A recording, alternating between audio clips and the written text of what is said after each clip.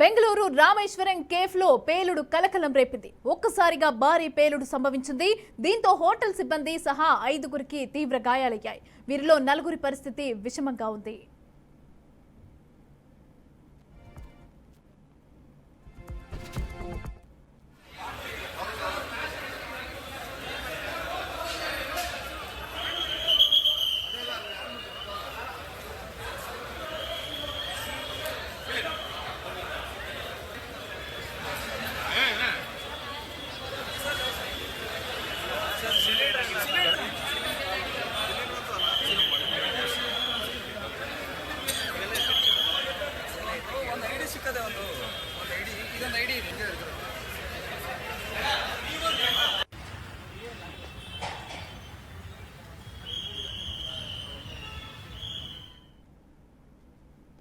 రెడ్డిగా ఈ అంశానికి సంబంధించి పూర్తి డీటెయిల్స్ మా ప్రతినిధి క్రాంతి అందిస్తారు. క్రాంతి, చెప్పండి. రామేశ్వరం కేఫ్లో పేలుడు సంభవించినట్టుగా మనకు సమాచారం అందుతోంది. అయితే ఎలా జరిగింది? అంటే ఏదైనా సిలిండరా లేకపోతే ఇంకేదైనా జరిగిందా? ఎప్పుడు జరిగింది? అసలు గాయపడ్డ వారి పరిస్థితి ఎలా ఉంది?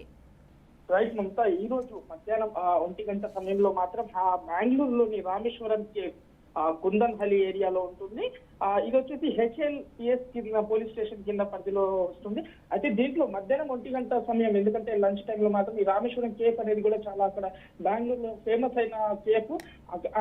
దీన్ని టార్గెట్ చేశారా? ఎందుకంటే కిచెన్ లో మాత్రం అక్కడ భారీ శబ్దంతో పేలిన తర్వాత, ఎందుకంటే అక్కడ మన హోటల్ సిబ్బంది కావచ్చు, లేదు అంటే ప్రజలు కావచ్చు, అక్కడికి వచ్చిన కస్టమర్స్ కూడా కావచ్చు, ఎందుకంటే భారీ శబ్దంతో పేలిన తర్వాత మాత్రం అక్కడ ఉన్న కస్టమర్లు వీళ్ళంతా ఈ పేలుడు సర్దిదానికి పారిపోవడం జరిగింది బయటికి. సంఘటన స్థలానికి, ఎందుకంటే పోలీసులు కూడా తెలుసుకున్న ఈ సంఘటన స్థలానికి అయితే చేరుకోవడం జరిగింది. క్లూస్ టీమ్స్ కూడా రామేశ్వరం కేఫ్ లో మాత్రం ప్రస్తుతం, ఎందుకంటే క్లూస్ ఆధారాన్ని కూడా సేకరిస్తున్నట్టు తెలుస్తుంది. అయితే స్థానికుల మేరకు, ఎందుకంటే ఫైర్ ఇంజిన్ కూడా వచ్చేసి ఆ మంటలను అయితే అదుపులో తీసుకొచ్చారు.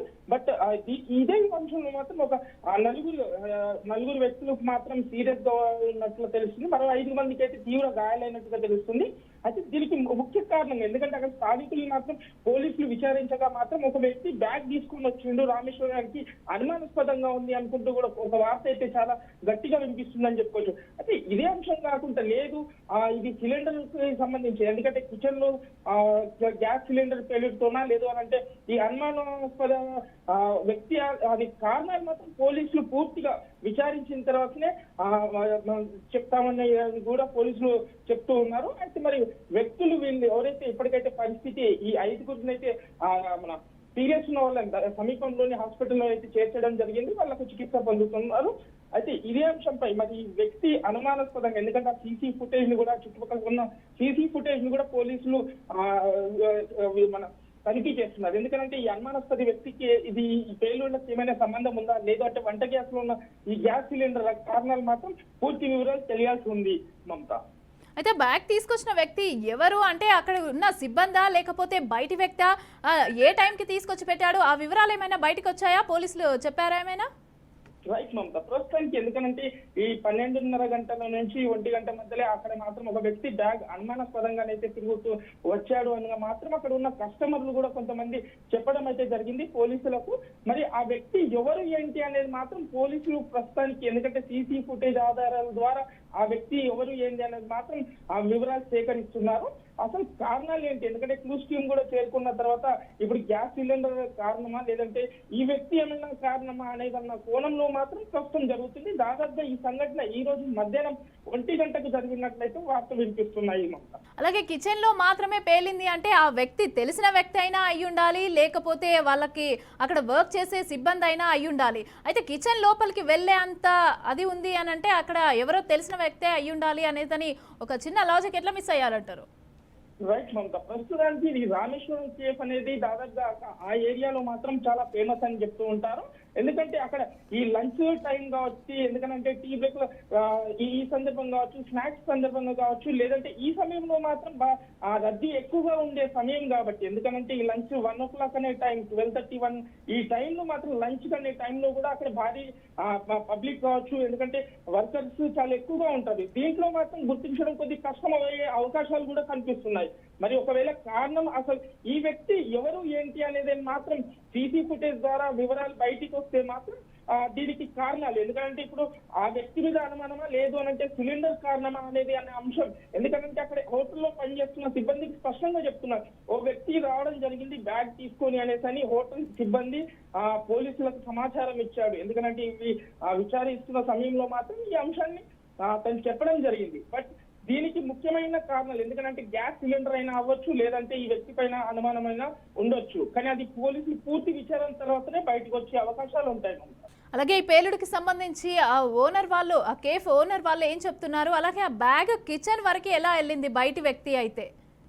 రైట్ మమత, ప్రస్తుతం అదే అంటే ఇప్పుడు దీంట్లో పనిచేస్తుంది. ఎందుకంటే అక్కడ యజమాని ఎవరైనా ఉన్నారా లేదు అని అంటే తన హోటల్ మేనేజర్ ఎవరైనా ఉన్నారా, పోలీసులు మాత్రం వాళ్ళని పిలిపించి విచారిస్తున్నట్టు. ఎందుకంటే ఇంకా అక్కడ ఉన్న పరిస్థితులు కూడా ఇప్పుడు ఎందుకంటే మంటలను అయితే ఫైర్ ఇంజిన్ వాళ్ళు ఆపగలిగారు. కానీ అక్కడ దానికి క్లూస్ ని, ఎందుకంటే ఈ క్లూస్ టీమ్ కావచ్చు, ఇటు పోలీస్ సిబ్బంది కావచ్చు, వీళ్ళు అక్కడ క్లూస్ అయితే సేకరిస్తున్నారు.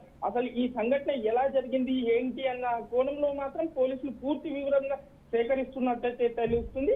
కానీ ఇప్పటి వరకు యజమాని కావచ్చు, ఎందుకంటే ఈ విచారణ పూర్తి అయితే గానీ దీనికి కారణాలు మాత్రం ఇప్పటికే తెలియవు. ఎందుకంటే ఇంకా ప్రస్తుతానికి ఇంకా అక్కడే సర్దుబాటు. ఎందుకంటే ఈ మంటల్ని ఆరిపోయిన తర్వాత మాత్రం ఈ క్లూస్ ని సేకరించిన తర్వాతనే, రిపోర్ట్ ఇచ్చిన తర్వాతనే దీని అంశం ఏ విధంగా జరిగిందనేది మాత్రం చూడొచ్చు. ఈ అబ్బాయి అంటే ఎవరైతే అనుమానాస్పద వ్యక్తి ఉన్నాడో అతను ఎలా వచ్చాడంటే అక్కడ పబ్లిక్ లో ఉన్న, ఎందుకంటే ఈ రద్దీ సమయం లంచ్ టైం అయ్యేసరికి ఆ రద్దీ సమయంలో దాంట్లో కస్టమర్ అనుకోవచ్చు, లేదంటే వేరే విధంగా కూడా అనుకోని కూడా లోపలికి వచ్చే అవకాశాలు ఉన్నాయి. ఎందుకంటే ఈ అంశాన్ని బట్టే దాంట్లో పనిచేస్తున్న వ్యక్తి మాత్రం పోలీసులకు సమాచారం ఇచ్చాడు, లేదు సార్ ఇలా ఒక వ్యక్తి మాత్రం బ్యాగ్ తీసుకొని కిచెన్ దాకా రావడం జరిగింది, అదేమన్నా కారణాలు ఉంటాయా అని కూడా పోలీసులకైతే చెప్పడం జరిగింది మనతో. అలాగే గాయపడ్డ వారి పరిస్థితి కూడా విషమంగా ఉన్నట్టుగా అయితే తెలుస్తోంది. అయితే డాక్టర్లు ఏం చెప్తున్నారు? రైట్, ప్రస్తుతానికి 5గురికి మాత్రం చాలా తీవ్రంగా గాయాలయ్యాయి. మరో నలుగురు పరిస్థితి మాత్రం విషమంగానే ఉన్నట్టు తెలుస్తుంది. ఎందుకంటే చాలా క్రిటికల్ గా ఉన్నట్టుగా తెలుస్తుంది. మరి ఆ నలుగురు పరిస్థితి అయితే ఈ 5గురికి అయితే తీవ్ర గాయాలైనట్టుగా తెలుస్తున్నాయి.